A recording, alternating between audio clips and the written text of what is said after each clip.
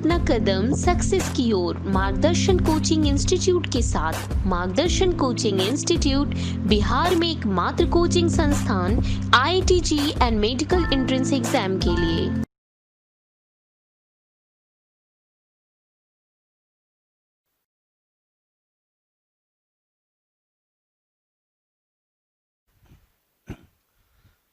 तो ये तो हम हेलुसिनेशन समझाए थे, जो किसको कौन शो करता है, लाइसर्जिक एसिड डाइथाइलेमाइड।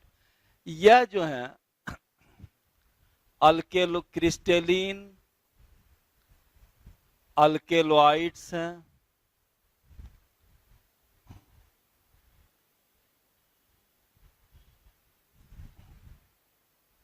ये क्या है? क्रिस्टलीन अल्केलॉइड्स है, जो कि एक फंजाई है। उस फंजाई के फ्रूटिंग बॉडी, उस फंजाई के फ्रूटिंग बॉडी से प्राप्त किया जाता है। Crystalline alkaloid which is extracted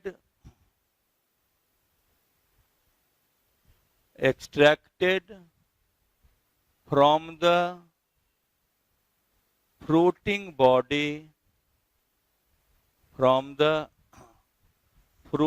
body, जिसका नाम है इरगोट, from the fruiting body, an ergot of fungi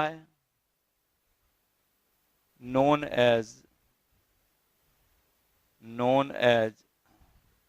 Claviceps purpurea. Claviceps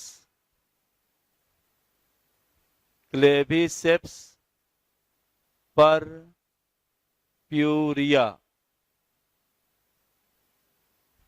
Claviceps purpurea, इस फंजाई के फ्रूटिंग बॉडी से LSD निकाला जाता है, जो पैरासाइट ऑन, यह फंजाई जो है पैरासाइट ऑन राई प्लांट, सरसों के पौधा पर पैरासाइट के रूप में पाया जाता है।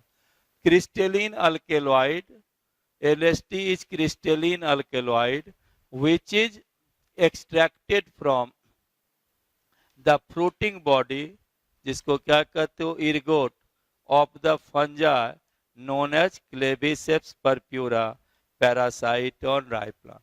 तो ये किससे प्राप्त किया गया? फंजाई है जिसका नाम है क्लेविसेप्स परप्यूरा, उसके फ्रूटिंग बॉडी इरगोट से निकाला जाता है। यह फंजाई राई प्लांट पर पैरासाइट के रूप में पाए जाते हैं। इसी तरह का और भी हेलुसिनेशन प्रॉपर्टी को शो करने वाला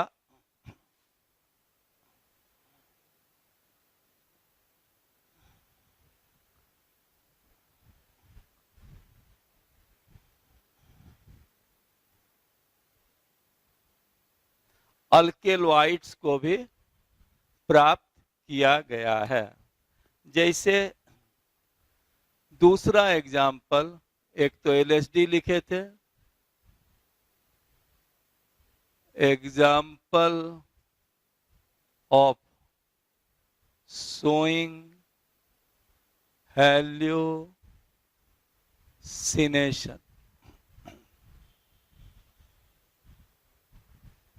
पहला है LSD, दूसरा मिसकैलिन, ये एक कैक्टस से प्राप्त किया जाता है, कैक्टस समझ ही रहे हो।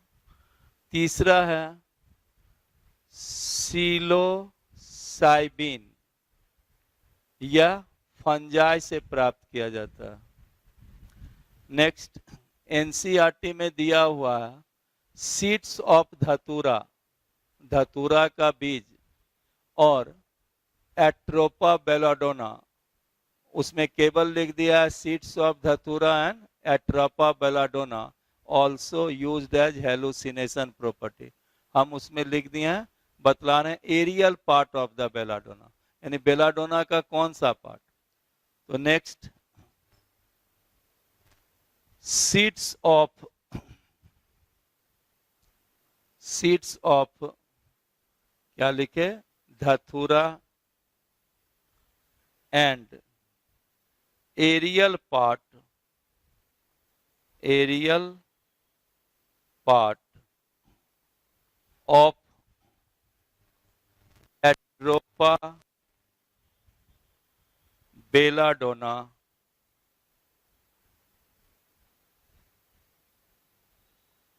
also used for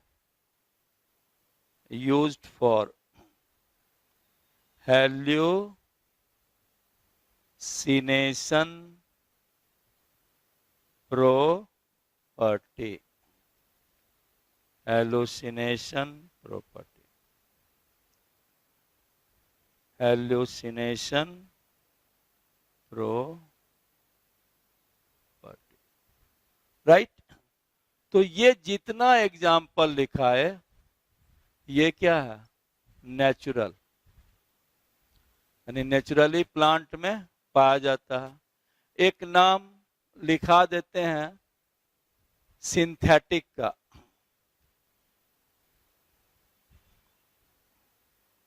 right. ये सब क्या हुआ, नेचुरल एग्जाम्पल ऑफ हेलुसिनेशन। अब दूसरा,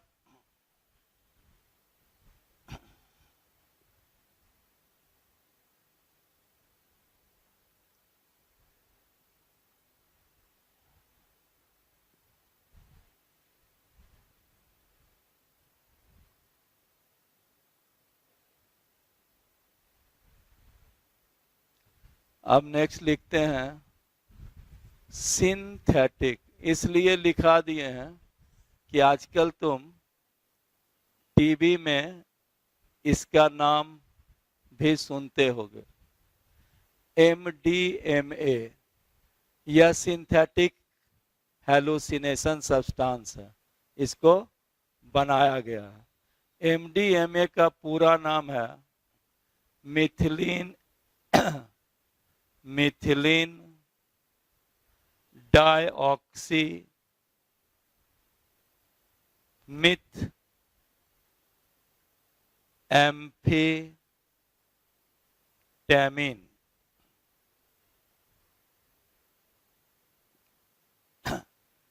ठीक है, और ये स्टूडेंट के बीच में काफी पॉपुलर है एक्सटेसी ड्रग्स के रूप में, अति सुखदायक दवा, राइट।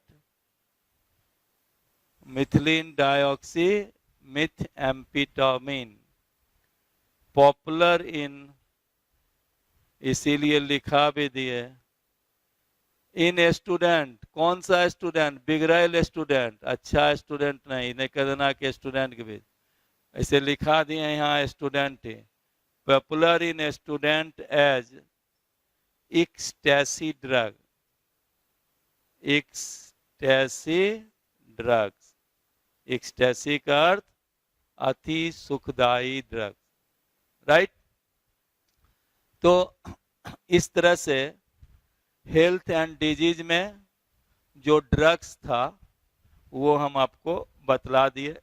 अब इसी में आपको बतलाना है, तो अभी आज हम शायद करा ही देते हैं, 2 गो बचा हुआ है, कौन, एक टोबैको और एक अल्कोहल, राइट। तो नेक्स्ट अब हम इसके बाद आपको बतलाने जा रहे हैं टोबैको एंड अल्कोहल। उसी में एडोलोसेंस क्या है, विथड्रॉल सिंड्रोम क्या है, जो एनसीईआरटी का, वो आपको हम बतलाने जा रहे हैं।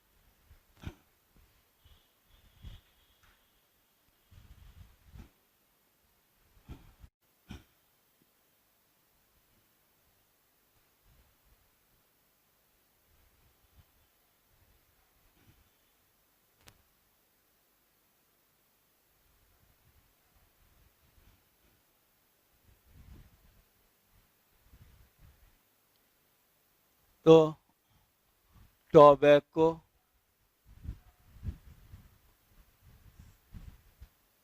तंबाकू किस फैमिली का है प्लांट? शायद जानते होंगे, सोलेनेसी फैमिली। टोबैको का scientific name Nicotiana tabacum, tabacum या निकोटियाना रस्टिका, राइट। इस टोबैको प्लांट से जो अल्केलॉइड एक्सट्रैक्ट होता है, उस अल्केलॉइड का नाम क्या है? Nicotine, nicotine, right, alkaloid. अब इस खैनी में या टोबैको में जो निकोटीन है, उसका क्या क्या रोल्स है? फर्स्ट देखो, निकोटीन के यूज से डोपामिन का सेक्रीशन होता। It induces dopamine.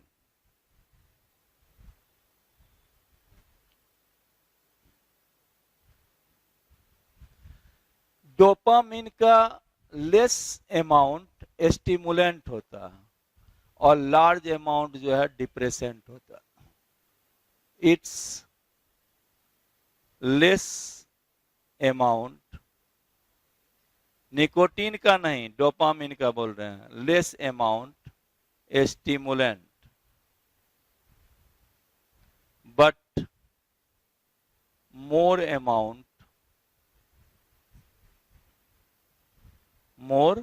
Amount depressant. इसीलिए अगर निकोटीन का ज्यादा लोग यूज कर लेता है तो उसको वॉमिटिंग हो जाएगा, ठीक है, पैरालिसिस भी हो सकता है।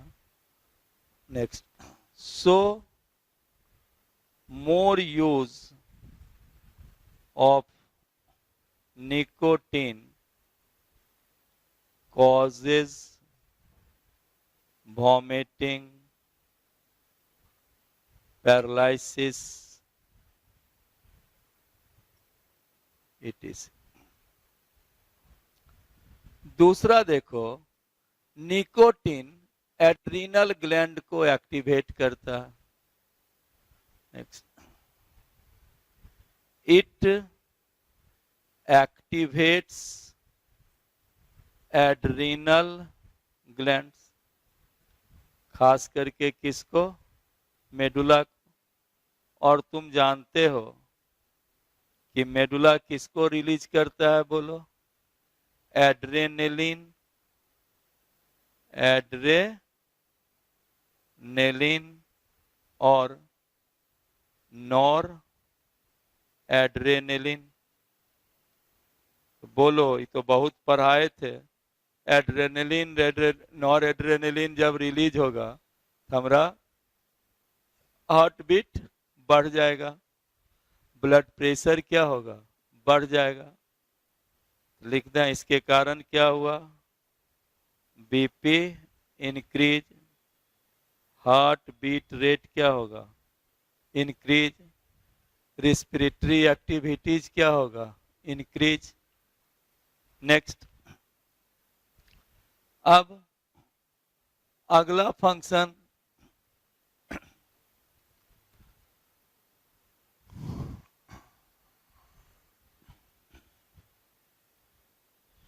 तीसरा देखो, स्मोकिंग है, उसमें क्या होगा? स्मोकिंग जिसमें क्या कौन सा गैस होगा? Carbon monoxide.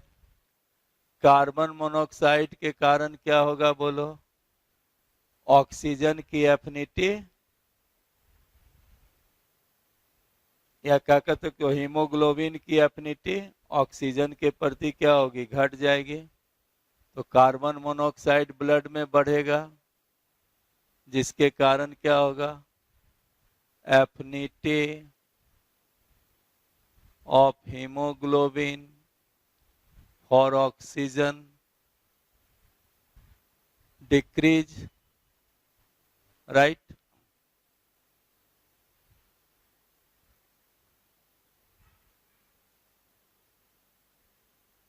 तो ब्लड में ऑक्सीजन ही नहीं रहेगा, घटेगा, तो बोलो काफी हार्मफुल इफेक्ट हो जाएंगे, राइट।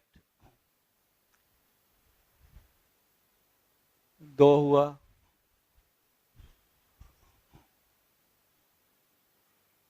अब जानते ही हो कि टोबैको खाने से कैंसर हो जाता है। इट कॉजेज, निकोटीन के कारण क्या होगा बोलो, थ्रोट कैंसर, लंग्स कैंसर।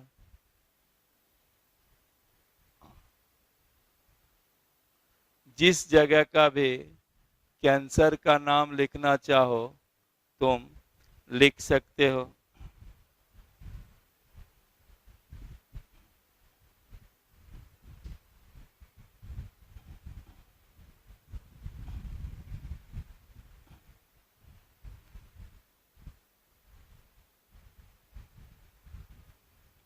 लिख लिया। क्या बोल रहे थे, throat cancer, lungs cancer, urinary bladder cancer, stomach cancer, stomach cancer, ऑसोफेगियल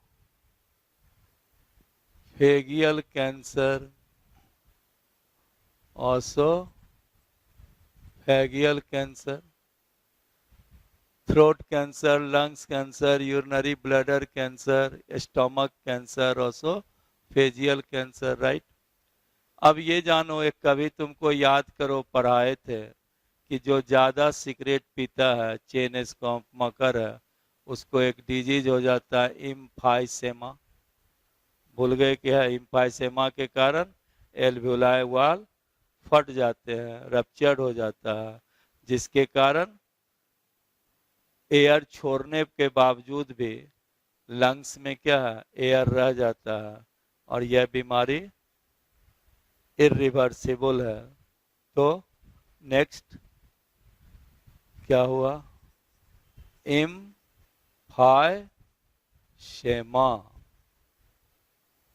यानी हमेशा एल्वेओलाई क्या होगा, भरा ही रहेगा। तो ये सब हम आपको बतला दिए टोबैको डिजीज, राइट। अब नेक्स्ट इसके बाद जस्ट आगे बतलाने जा रहे हैं अल्कोहल अब्यूज, यानी शराब के दुरुपयोग से क्या बीमारी है।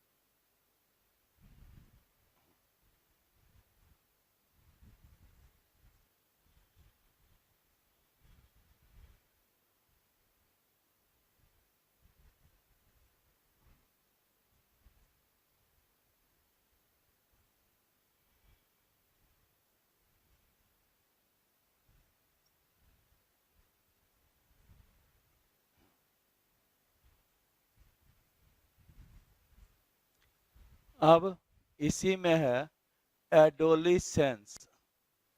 एडोलेसेंस का अर्थ होता है कि जब एडल्ट स्टेज और चाइल्डहुड के बीच की अवस्था हो। एनसीईआरटी में दिया है it means both a period and process. ये पीरियड भी है और प्रोसेस भी है जिसमें एक बच्चा अपने आप को किसी सोसाइटी में एक्टिव भाग लेने के प्रति अपने आप को मैच्योर समझने लगता है। उस पीरियड या प्रोसेस को क्या कहते हैं? एडोलेसेंस।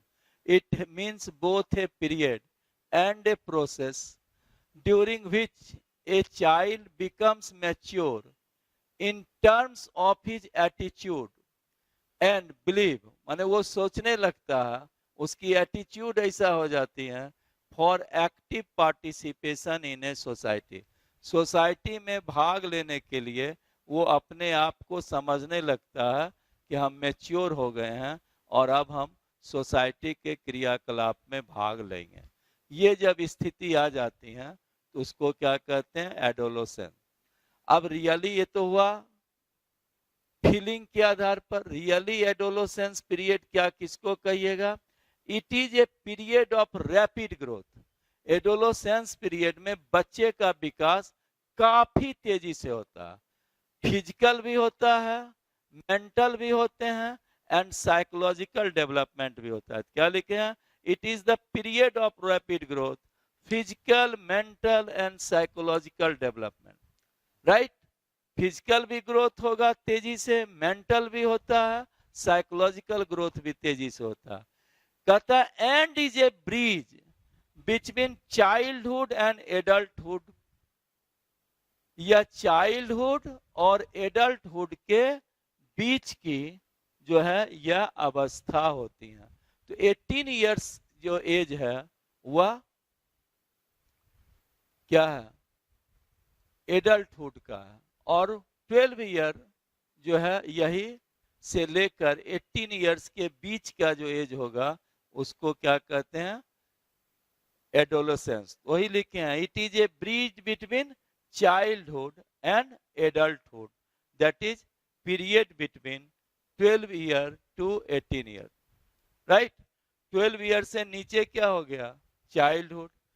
राइट? और 18 इयर्स के बाद क्या हुआ? एडल्टहुड। तो 12 और 18 इयर्स के बीच के स्टेज को क्या कहते हो? Adolescence period. तीसरा नेक्स्ट लिखे हैं, ये समझ में आया एडोलेसेंस कब होगा? 12 टू 18 इयर्स के बीच की अवस्था। नेक्स्ट है it is also mark by several biological और बिहेवियरल चेंजेस। इस स्थिति में बॉडी में बहुत सा बायोलॉजिकल चेंज भी आते हैं और साथ ही साथ स्वभाव में भी परिवर्तन आता हो। इसी पर स्टेज को क्या कहते हैं? Adolescence stage. जो आप लोग का एज है अभी एडोलेसेंट स्टेज है, 12 टू 18 ईयर। ये जो एज होता है यह क्यूरियस एज है।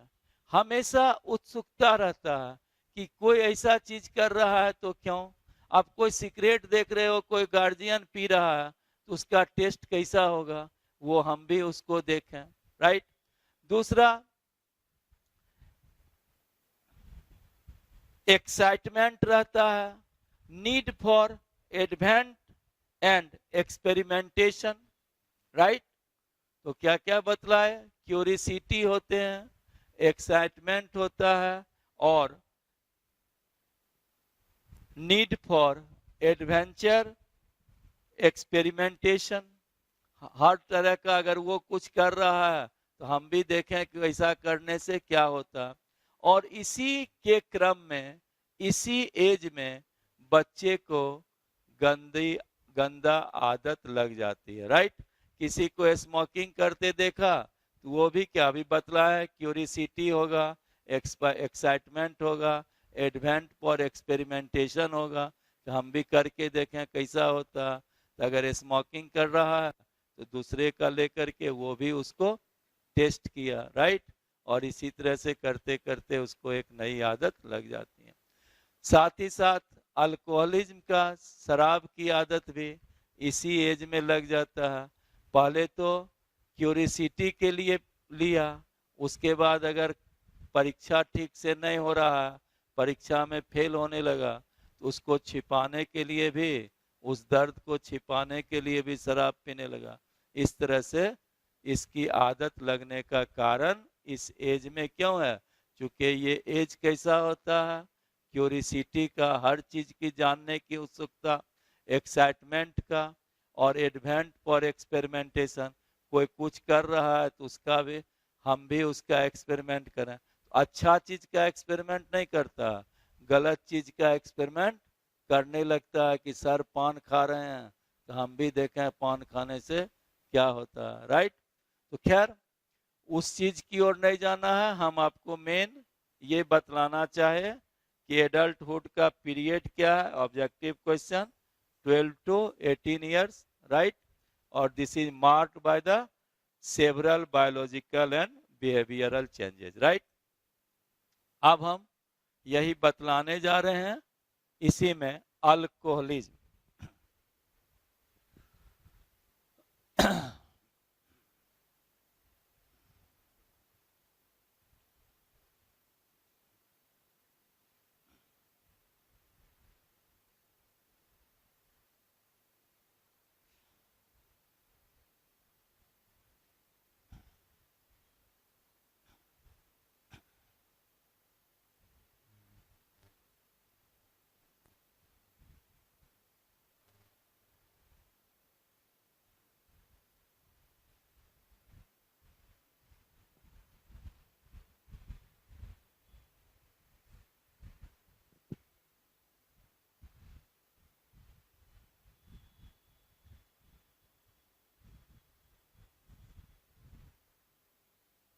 ठीक है, तो शराब लेने से सबसे पहली गड़बड़ी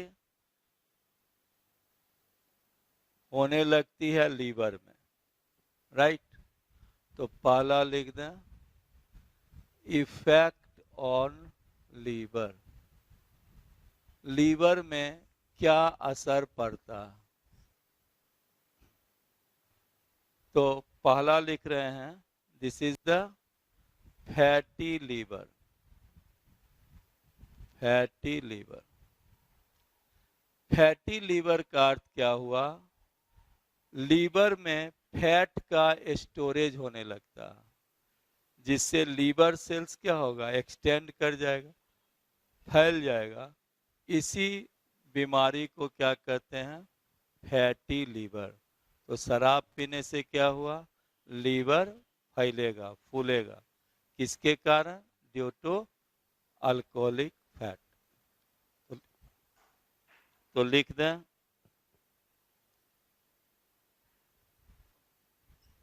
hepatic cells extended due to accumulation of, or due to accumulation of fat, due to accumulation of fat. Next, इसी के कारण लीवर में सिरोसिस हो जाता है। Alcoholic cirrhosis. सिरोसिस का अर्थ ही होता है सेल का मर जाना, राइट? तो अल्कोहलिक सिरोसिस को इसीलिए इसको लीवर कैंसर भी लोग बोल देते हैं। अल्कोहलिक सिरोसिस का अर्थ क्या हुआ? Hepatic cells weakened, degenerated and die. Death of hepatic cells, death of hepatic cells. इस तरह से लीवर ही क्या हुआ? खत्म हो जाएगा, तो सारा डाइजेस्टिव एक्टिविटी ये सब क्या होगा? खत्म हो जाएगी। उसको बार बार वॉमिटिंग होने लगेगा, कोलेस्टेसिस, कोलेस्टेसिस, बाइल जूस का, लीवर से बाइल जूस का फ्लो क्या होगा, रुक जाएगा। तो hindrance of transportation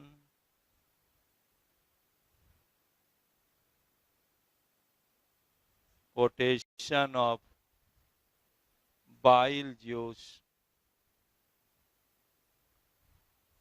from liver, right. तो ये सब हम आपको लीवर पर क्या इफेक्ट पड़ता है वो आपको समझाएं। अब next, effect on nervous system.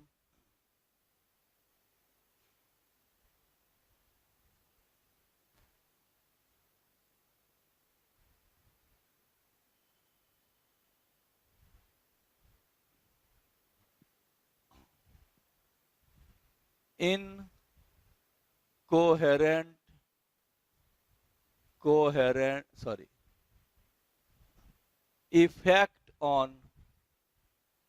effect on brain।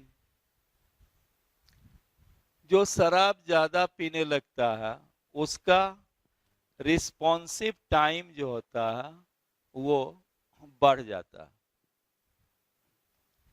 पहला, रिस्पॉन्सिव टाइम जो नॉर्मली कितना है,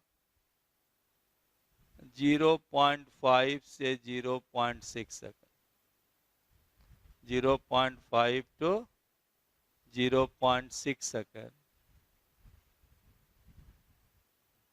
increases 50 to 20%। रिस्पॉन्सिव टाइम का अर्थ समझो, कोई गाड़ी आप चला रहे हो, मान लो 60 किलोमीटर पर सेकंड की वेग से आप चला रहे हो, 60 किलोमीटर पर आवर के वेग से आप गाड़ी चला रहे हो, उधर से भी कोई गाड़ी 60 किलोमीटर पर आवर के वेग वेलोसिटी से आ रही है। तो जब तुम उस गाड़ी को देखोगे और जब तुम ब्रेक लगाना चाहोगे तो तुमको कितना टाइम लग जाएगा ब्रेक लेने में, 0.5 से 0.7 सेकंड, 6 सेकंड। लेकिन जो अल्कोहल लिए हुए है उसको ब्रेक लगाते लगाते इसका 15% यानी लगभग क्या होगा, 7-8 सेकंड लग जाएगा, 0.678 सेकंड। तो गाड़ी जब तक ब्रेक ये मारेगा तब तक गाड़ी क्या होगा, कोलाइड कर जाएगा। इस यही कारण है कि अल्कोहल लेकर जो गाड़ी चलाता है उसको एक्सीडेंट होने की संभावना ज्यादा रहती है। दूसरा, जो अल्कोहल लेता है उसका सेरेबलम पर, सब पढ़ा दिए हैं, इफेक्ट होता है। इसलिए देखोगे वो चलने में भी लड़खड़ाएगा और बोलने में भी उसमें लड़खड़ाहट आती है। तो cerebellum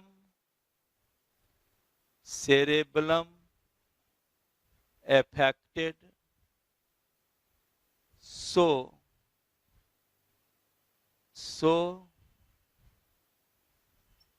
incoherent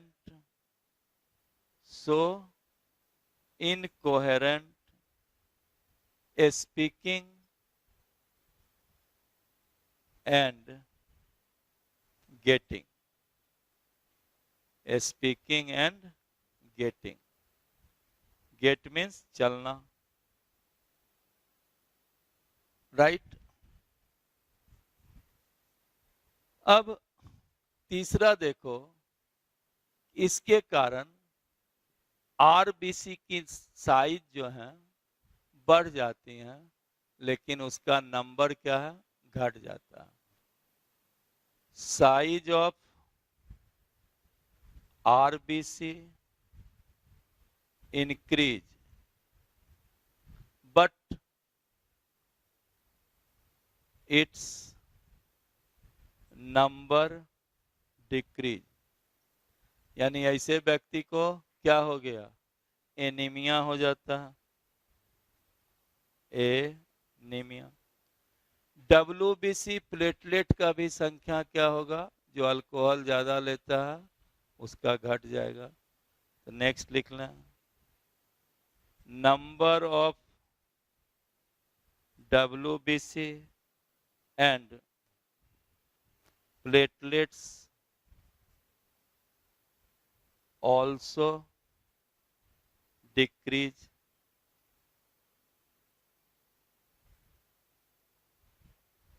right? Next,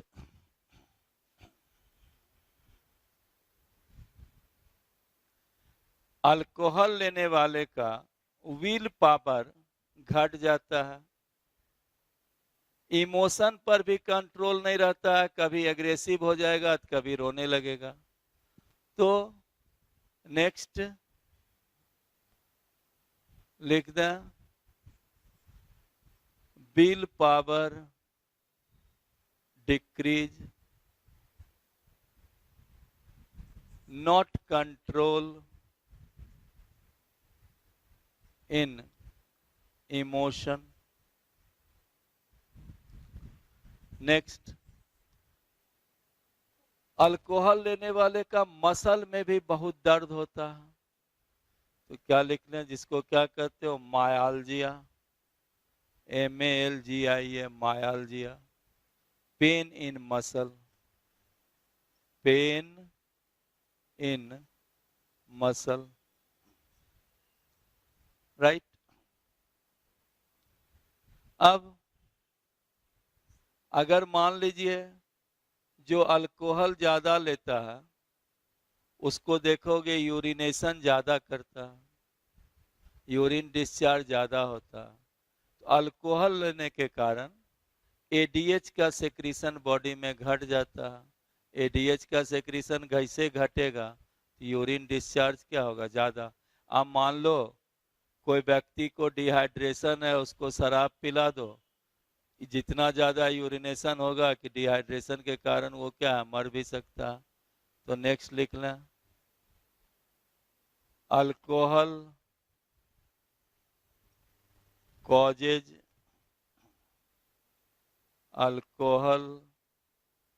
causes inhibition of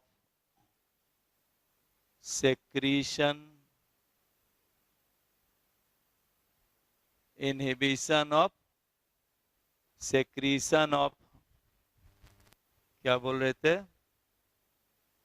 causes inhibition of the secretion of ADH, anti-diuretic hormone, so it causes excessive urination,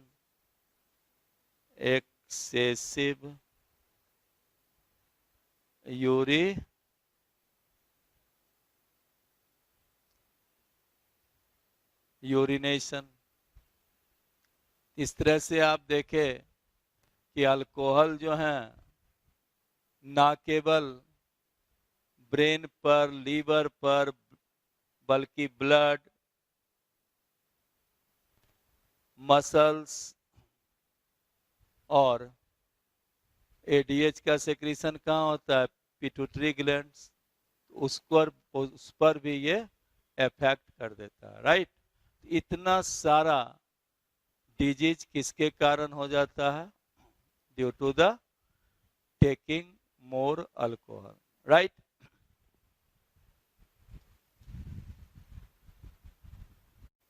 right, तो ये सब डिजीज आपको बतलाए।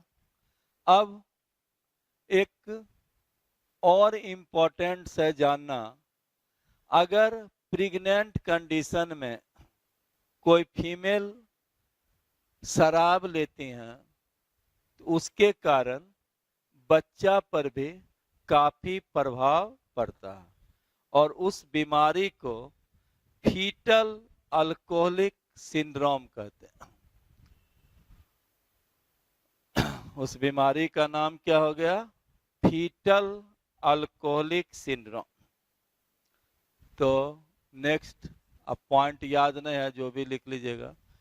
Fetal alcoholic syndrome, FAS, right. किसके कारण? अगर प्रेग्नेंट कंडीशन में फीमेल शराब लेती है, उस कंडीशन में देखो बच्चे का फेस बिगड़ जाएगा। जो जन्म लेगा face changes,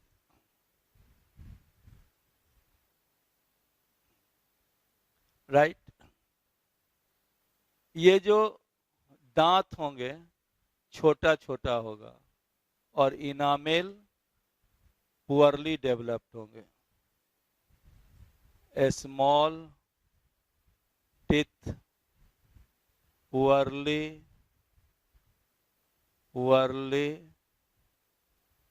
enamel.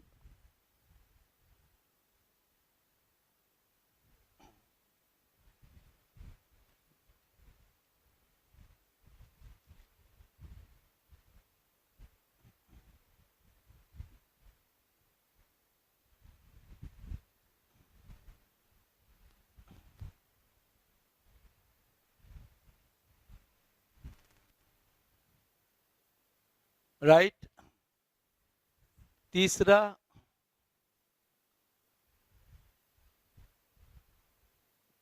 Poorly formed कॉन्के,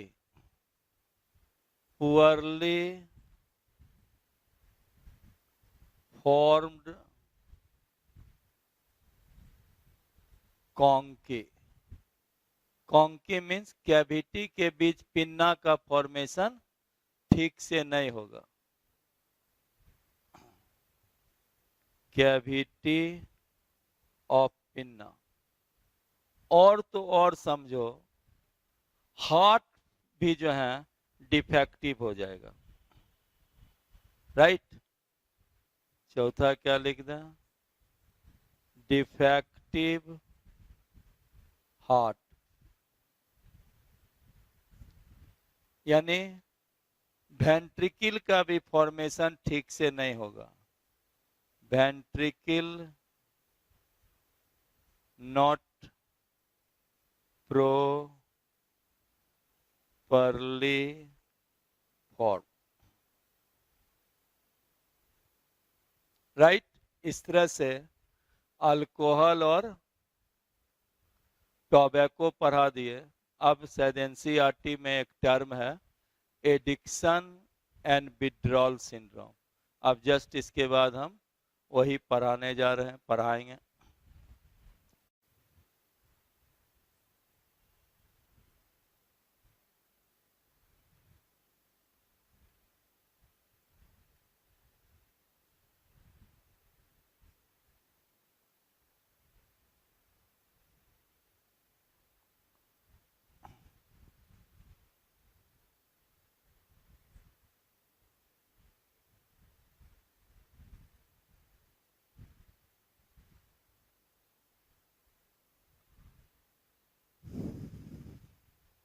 अब देखो एडिक्ट्स मीन्स होता है आदत लग जाना, राइट। और जब आदत लग जाता है तो आदमी साइकोलॉजिकल हो, हैबिचुअल हो या फिजियोलॉजिकल किसी चीज पर आश्रित हो जाता है, और जो उसके कंट्रोल पर निर्भर नहीं करता। अब चाय पीने की आदत लग गई, चाय नहीं पीजिएगा तो आपको फ्रेशनेस नहीं लगेगा, ठीक है। चाय छोड़ना भी चाह रहे हैं तब भी छूट नहीं पाता। इसी को क्या कहते हैं? एडिक्शन। तो क्या है?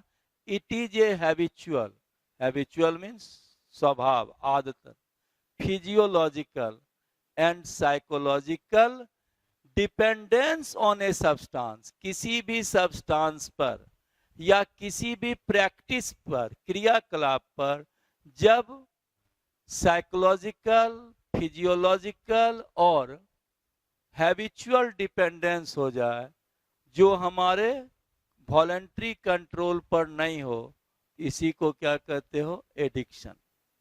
और जो व्यक्ति को किसी चीज की आदत लग जाती है, किसी सब्सटेंस की लेने की आदत लग जाती है, उसको क्या कहते हैं? Addict. A person who is habituated to a substance call addict to that substance. उस सब्सटेंस के प्रति क्या है? उसकी आदत लग गई है। एडिक्शन समझे? अब आदत क्यों लग जाती है? शुरू शुरू में अगर आप भी अगर चाय पी रहे होगे या किसी को चाय पीने की आदत लगी होगी, तो जब फर्स्ट कप चाय लिए होगे तो कहते होगे 1 कप चाय काफी हो गया। कुछ दिन के बाद 1 कप चाय से मन नहीं भरा, 2 कप, इसी तरह से 3 कप, इसी तरह से 4 कप, और इसी तरह से चाय की तब आदत लग जाती है और चाय नंबर ऑफ कप भी बढ़ जाती है। अब क्वेश्चन है कि यह क्यों होता है कि चाय या सिगरेट की संख्या लेने की नंबर बढ़ती जाती है? इस एडिक्शन के कारण हमारा जो रिसेप्टर्स है उसकी टॉलरेंस कैपेसिटी बढ़ जाती है। उसकी टॉलरेंस कैपेसिटी क्या हुई? बढ़ गई। जो रिसेप्टर पहले 1 कप टी से एक्टिवेट हो जाता है, अब धीरे धीरे जो है वह 1 कप टी से हमारा ब्रेन सेल का रिसेप्टर एक्टिवेट नहीं हो पाता है, राइट? तो क्या हो गया? रिपीटेड ड्रग्स से या अल्कोहलिक यूज से रिसेप्टर्स की क्या होती हैं? टॉलरेंस कैपेसिटी बढ़ जाती है, और टॉलरेंस कैपेसिटी बढ़ने के कारण हमको एडिक्टेड सब्सटेंस की नंबर को बढ़ाना पड़ता। अब जब 1 कप टी से हमारा रिसेप्टर एक्टिवेट होता है, अब 2 कप टी जब तक नहीं पिएंगे तो रिसेप्टर एक्टिवेट नहीं होगा और हमें फ्रेशनेस की अनुभूति नहीं होगी। तो क्या हुआ? Repeated drugs, repeated taking drugs या alcohol increases the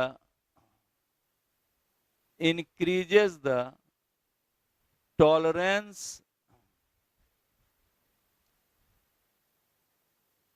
capacity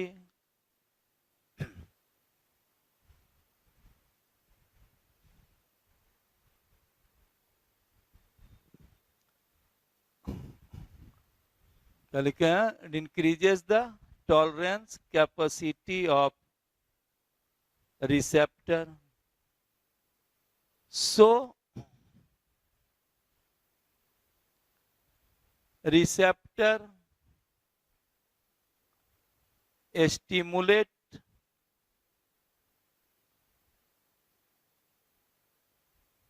by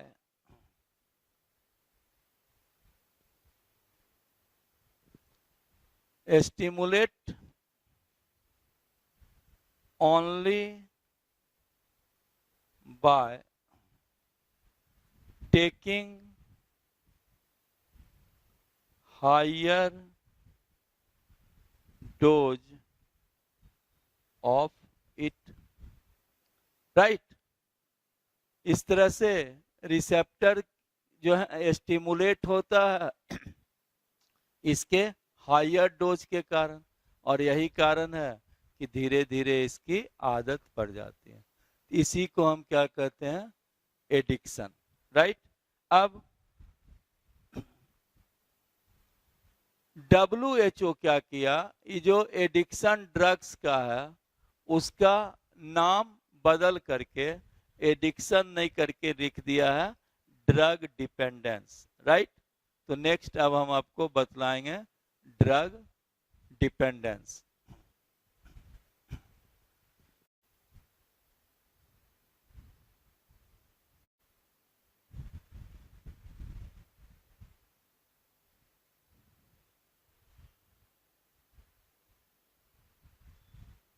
चलो अब है drug dependence. Who WHO introduced the term drug dependence in place of addiction। Addiction के स्थान पर इसका नाम क्या रख दिया? Drug dependence. ड्रग डिपेंडेंस क्या हुआ? It is the tendency of the drug addicts body, जो ड्रग का शिकार हो गया है, to manifest a characteristic and unpleasant withdrawal syndrome symptom if regular dose of drug alcohol is discontinued। नाम ही है विथ डिपेंडेंस, ड्रग डिपेंडेंस। इसका definition क्या हुआ कि अगर वह व्यक्ति उस ड्रग्स का रेगुलर यूज नहीं करता है, उसके द्वारा अनप्लीजेंट विथड्रॉल सिंड्रोम को प्रदर्शित किया जाता है। अब विथड्रॉल सिंड्रोम सिम्टम क्या होगा? Unpleasant withdrawal. अब वो काफी बेचैन हो जाएगा कि हमको ड्रग चाहिए ही, उसके बॉडी से पसीना आने लगेगा, वॉमिटिंग हो जाने लगेगा, विचित्र ढंग का व्यवहार करने लगेगा। इसी को हम क्या कहते हैं? Dependence, right? तो ही लिखे हैं dependence is the tendency of drug addicts body to manifest a characteristic and unpleasant withdrawal syndrome symptom if regular dose of drug alcohol is discontinued, right? ये क्या हो गया? It is characterized by anxiety, nausea, vomiting, right? It is characterized by anxiety, nausea, vomiting, sweating। कभी कभी तो उसके प्रति इतना बेचैन हो जाएगा कि उसकी जीवन भी खतरे में पड़ सकती है।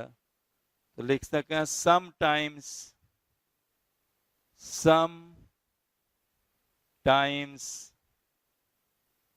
life may be threatened। sometimes life may be threatened, right? तो एडिक्शन के स्थान पर WHO कौन सा टर्म दे दिया है? Drug dependence. पहले हम लोग क्या बोलते थे? Drug addict. डिपेंडेंस का अर्थ समझे? इसका क्या डिफिनीशन हुआ कि जो ड्रग्स का यूज करता हो, अगर उसके यूज को रोक देते हैं तो वो क्या है? एंजाइटीनेस शो करेगा, नजिया हो जाएगा, वॉमिटिंग हो सकता है, स्वेटिंग हो जाए। This is consider as drug dependence, यानी वो जो है ड्रग के प्रति डिपेंडेंस हो गया हो, ड्रग नहीं मिल रहा हो तो ये सब कैरेक्टर को वो शो कर रहा हो, राइट? इस तरह से ये ऐसे टाइप्स का क्वेश्चन था, लेकिन फिर भी क्वेश्चन है, इससे क्वेश्चन तो आता है। और हम ये प्रयास किए इसीलिए कि ये जो एनसीईआरटी का डिफिनीशन है वही सब हम आपको बतलावें, थोड़ा सा हट के नहीं।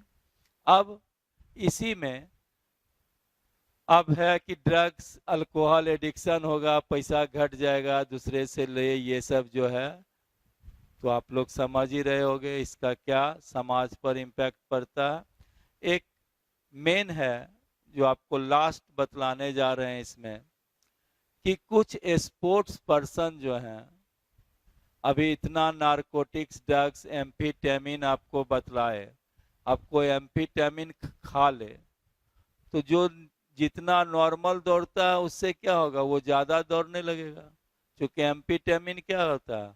सेंट्रल नर्वस सिस्टम को एक्टिवेट कर देता है। तो बहुत से स्पोर्ट पर्सन जो हैं, खिलाड़ी, अपने परफॉर्मेंस को एक्टिवेट करने के लिए नारकोटिक्स, एनाल्जेसिक ये सब ड्रग्स का यूज करते हैं, राइट, जिसके कारण उसके बॉडी पर बहुत हार्मफुल इम्पैक्ट पड़ता है, राइट। तो अब हम लास्ट आपको उसी को बतलाने जा रहे हैं।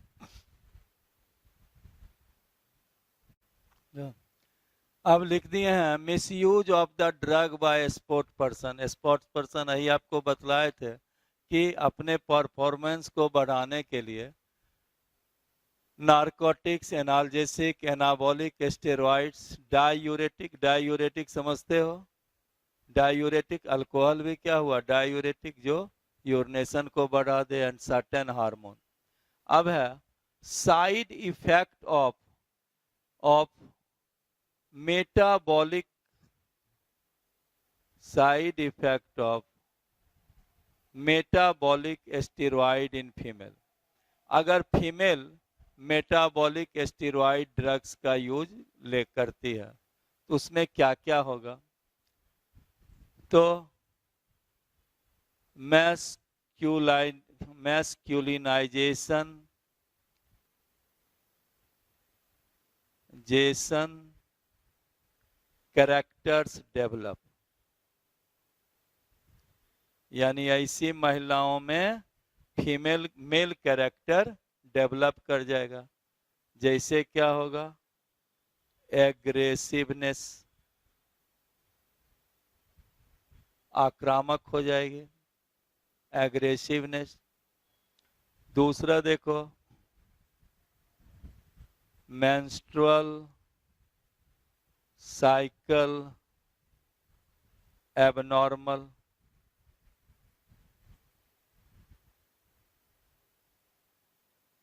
एबनॉर्मल। हेयर ग्रोथ बढ़ जाएगा,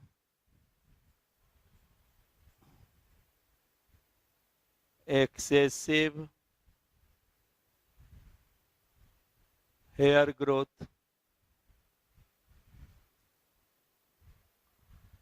पिच ऑफ द साउंड क्या होंगे, घट जाएंगे, यानी मेल वॉइस होने लगेगा। Pitch of sound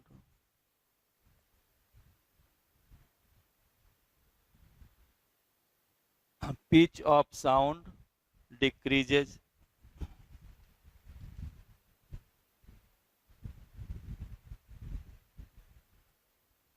right? Clitoris enlargement of clitoris,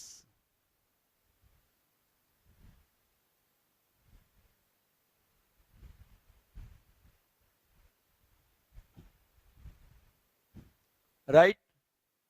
इस तरह से देखे कि फीमेल में एनाबॉलिक ड्रग्स का यूज करने से क्या हुआ, मैस्कुलिनाइजेशन कैरेक्टर डेवलप कर जाता है, एग्रेसिवनेस इंक्रीज कर जाएगी, मेंस्ट्रुअल साइकिल एबनॉर्मल होगा, एक्सेसिव एयर ग्रोथ होगा, pitch of the sound decrease करेंगे, यानी कैसा हो जाएगा, मेल लाइक होगा, और क्लाइटोरिस इनलार्ज कर जाएगा। अब नेक्स्ट जो है बतलाएंगे क्या, side effect of the use of the metabolic steroid in male. ज्यादा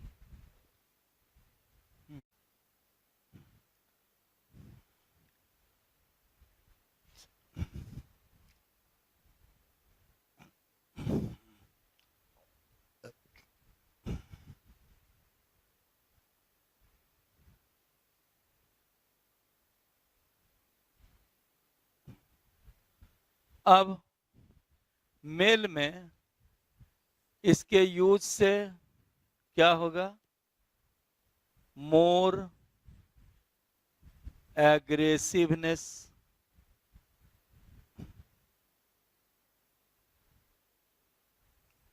दूसरा baldness,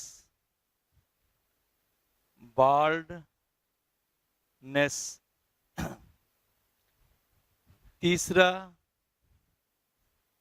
size of testicle, size of testicle decrease, testicle decrease, sperm production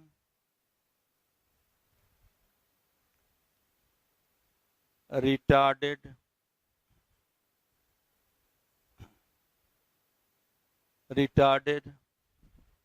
prostate enlarge,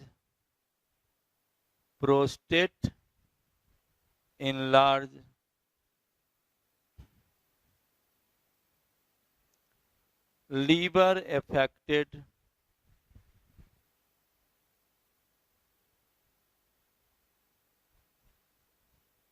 right. तो ये सब कंडीशन किस में आ जाएगा? मेल में। Side effect of the use of metabolic steroid in male, more aggressiveness, baldness हो सकता है, साइज ऑफ टेस्टिकल डिक्रीज कर जाएगा, स्पर्म प्रोडक्शन घट जाएगा, प्रोस्टेट ग्लैंड बढ़ जाएगा, लीवर अफेक्टेड हो जाएगा। अब इसी में बतला दें कि अगर एडोलिसेंट पीरियड में मेल और फीमेल अगर एनाबॉलिक ड्रग लेती हैं तब क्या होगा?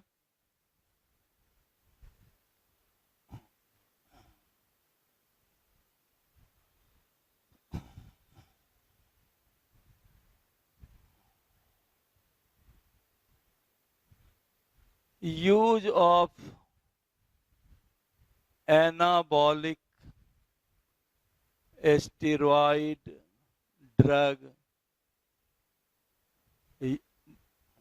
by male and female in adolescent period। अभी जस्ट पढ़ाए थे 12 से 18 इयर्स के बीच में अगर कोई लड़का या लड़की एनाबॉलिक स्टेरॉइड ड्रग लेने लगेगा तो उसके जो लॉन्ग बोन्स के ग्रोथ सेंटर है वो बंद हो जाएगा, जिसके कारण उसका लंबाई बढ़ना रुक जाएगा। क्या लिखना है? इसके कारण क्या होगा?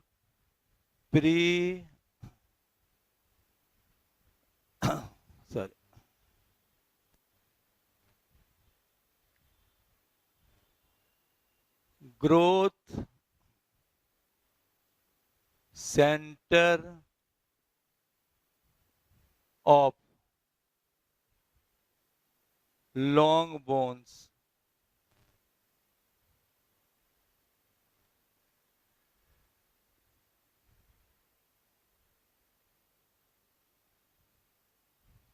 closes earlier as a result of stunted growth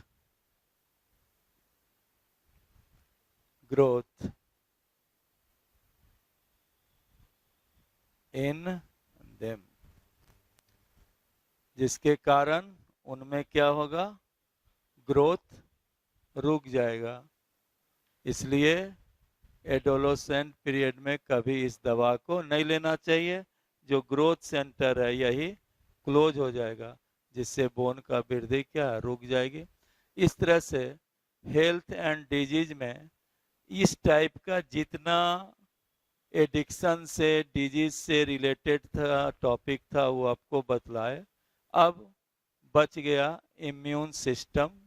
हमको लगता है कल कुछ क्लास में खत्म हो जाएगा और इस तरह से रिप्रोडक्टिव हेल्थ एंड डिजीज जो बड़ा चैप्टर है कल करा देंगे हम। ओके।